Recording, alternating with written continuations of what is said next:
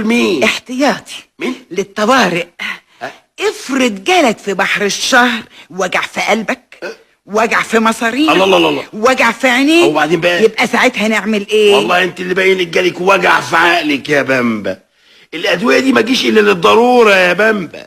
انت فاكره الاجزخانه دي ايه؟ محل بقاله، محل مانيفاتوره، داخله تنقي اللي يعجبك واللي ما يعجبكيش. وكمان يا ستي يا ام عقل مناخوليا، الادويه دي حتى الفيتامينات ما ناخدهاش الا بامر الدكتور. ايه الكلام اللي انت بتقوله ده؟